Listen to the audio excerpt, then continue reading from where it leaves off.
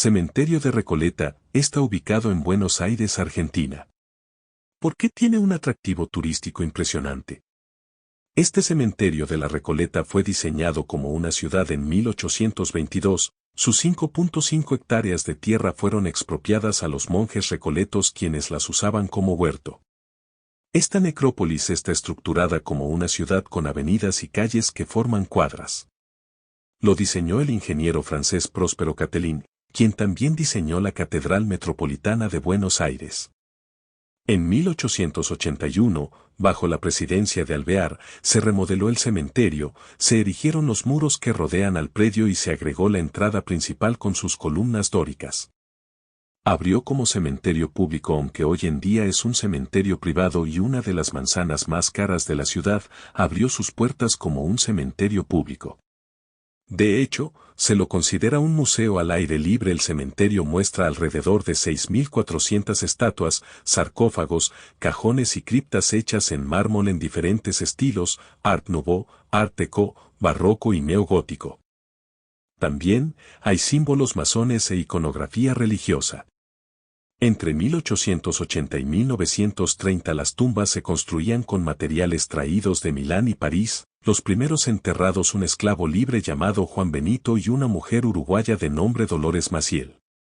350.000 almas yacen y 29 presidentes. Este cementerio de la Recoleta es uno de los más visitados del mundo y está lleno de curiosidades, desde el Cristo de más de 33 años hasta el inmigrante que se hizo un barco.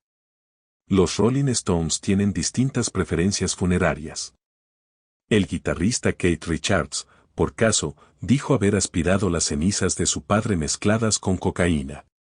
Pero el cantante del grupo, Mick Jagger, es un apasionado de las tumbas y aprovecha las giras para escaparse a camposantos con estilo.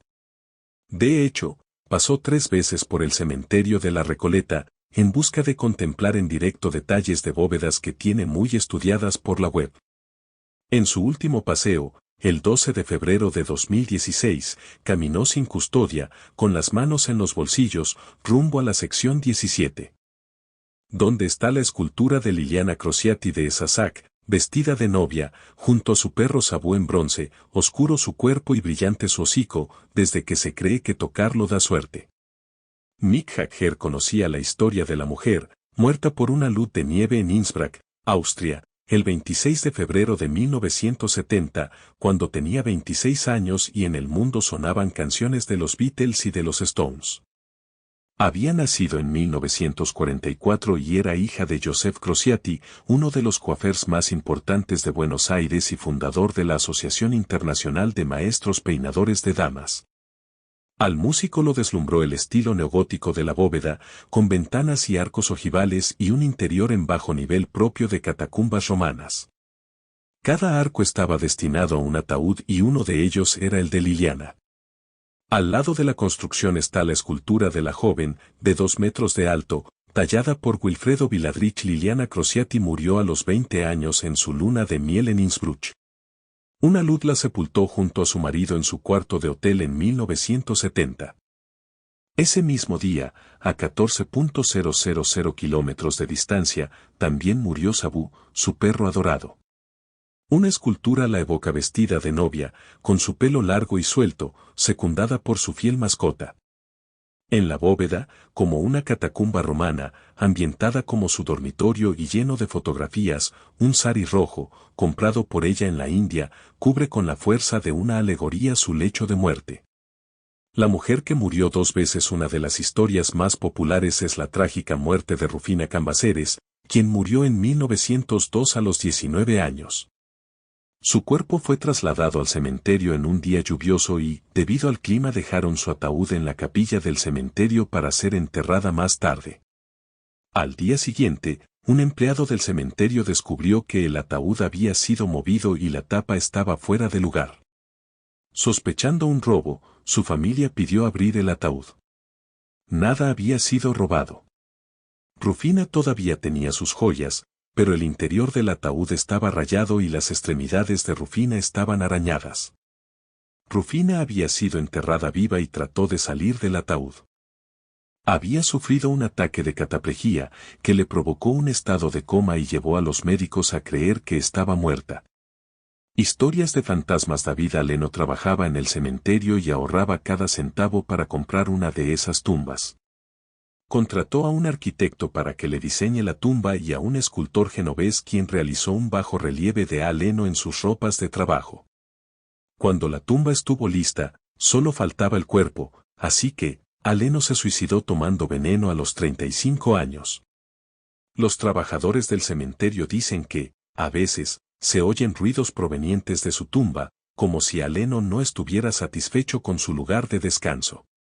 La nieta del emperador, una nieta de Napoleón, también duerme su sueño eterno en la Recoleta gracias a las gestiones de Mariquita Sánchez de Thompson, casada en segundas nupcias y luego separada del francés Mendeville. El conde Alejandro Waliuski, hijo del emperador con la condesa polaca María Waliuska, viaja con su mujer embarazada a Buenos Aires para negociar la finalización del bloqueo anglo-francés durante 1847. Mariquita, por expreso pedido de Rosas, asiste a la pareja que vio nacer y morir a su pequeña hija, Isabel, en estas márgenes del Plata. Servil, Mariquita se ocupa de la última morada para la heredera francesa y la entierra en una parcela de la Recoleta al tiempo que la pareja retorna al viejo continente. La inscripción del cuerpo figura en los registros del cementerio, aunque nadie puede precisar el lugar exacto de su inhumación.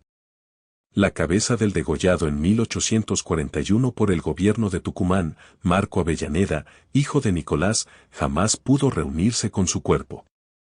Fortunata García de García encontró la cabeza en un descampado y la entregó para que tuviera cristiana sepultura en la Recoleta. Luz María García Belloso falleció a los 15 años de leucemia. El desconsuelo de su madre la llevó a pedir una anuencia especial para que se le permitiera dormir todas las noches al lado del sepulcro de su hija. Aferrada al túmulo, esculpido en mármol como un lecho de rosas sobre el que reposa la niña, la madre pasó noches enteras llorando a su hija muerta. El pánico a ser enterrado vivo, un temor generalizado a mediados del siglo pasado, empujó al dueño de las tiendas Gas y Chávez, Alfredo Gas, a tomar todas sus previsiones. Ideó un mecanismo hidráulico dentro de su ataúd por el que al menor movimiento el féretro se abría. Lo probó varias veces para cerciorarse de su efectividad. Murió aliviado, con la certeza de que sí, estaba muerto. El mito, o la historia verídica, insiste Lazari habla de que a la única hija del poeta Eugenio Cambaceres, autor de Sin rumbo, y de Luisa Basichi, amante y madre de un hijo de Hipólito Yrigoyen, la enterraron cuando sufría un ataque de catalepsia. Su madre descubrió el error cuando fue a dejarle flores a su tumba, su ataúd estaba corrido y violentado, cuenta Lazari. Aunque la leyenda también dice que la vieron fuera de su ataúd, aferrada a un árbol, entre gritos y sollozos. Una versión claramente emparentada con la mitología más fantástica que, sin embargo, continúa deambulando con la fuerza de una leyenda. La Dama de Blanco, una de las leyendas urbanas más conocidas en Buenos Aires, también está vinculada al cementerio. Hablamos de la Dama de Blanco de la Recoleta. Una noche, un muchacho conoce a una chica muy pálida y vestida de blanco, en la esquina de Vicente López y Azcuénaga y la invita a bailar. A la salida del local bailable, ella tiene frío y él le da su abrigo. Él la intenta besar. Sin embargo, ella se niega y corre hasta el portón del cementerio, e increíblemente entra a pesar de estar cerrado. El joven le pide al sereno que por favor lo deje pasar. Finalmente lo logra y al ingresar, encuentra una tumba con su abrigo sobre la lápida. Al levantarlo, lee la inscripción con el nombre de la chica que había conocido. Se llamaba Luz María García Belloso, hija de un escritor, quien falleció a los 15 años tras ser diagnosticada con leucemia. Su madre ordenó construir un umbral en su cripta, donde hay una imagen tallada de la quinceañera y donde, además, se le vio dormir entre sollozos. Una eterna crisis matrimonial. Salvador María del Carril fue gobernador de San Juan y vicepresidente de Urquiza. Sin embargo, pese a su relevancia política, su monumento representa una curiosa vida matrimonial. Cuentan que su esposa Tiburcia Domínguez en ocasiones gastaba más dinero del debido. Salvador, entonces, publicó una carta para avisarles a los acreedores de su esposa que no respondería por sus deudas. Su mujer, indignada, juró no dirigirle la palabra nunca más. Y sostuvo la decisión más allá de la muerte. Tiburcia pidió que su busto en el mausoleo fuera colocado de espaldas al monumento de Salvador, porque no quería mirar en la misma dirección que su marido por toda la eternidad. Juan Facundo Quiroga no fue una excentricidad del tigre de los llanos el haber sido enterrado de pie para mirar de frente al Creador y hacerle frente al juicio de la historia. Ningún documento certifica este supuesto anhelo del controvertido caudillo, transformado en un mito a lo largo de la historia.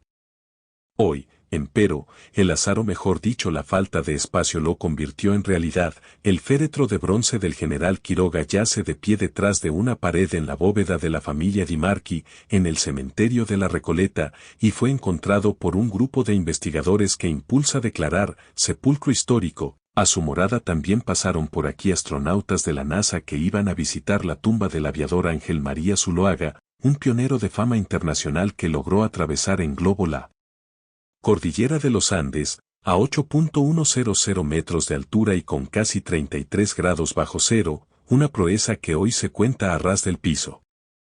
Los cuidadores pasan un trapo con líquido limpia metales al lugar donde descansa Raúl Alfonsín, el primer presidente del retorno democrático.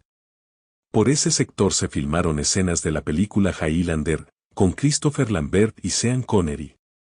Los productores preguntaron qué podían dar a cambio del aprovechamiento del sitio para el rodaje de esos tramos, y desde el cementerio solo les pidieron una máquina de escribir Lexmark, que hoy se aburre en un armario de las oficinas que dan a la calle Junín.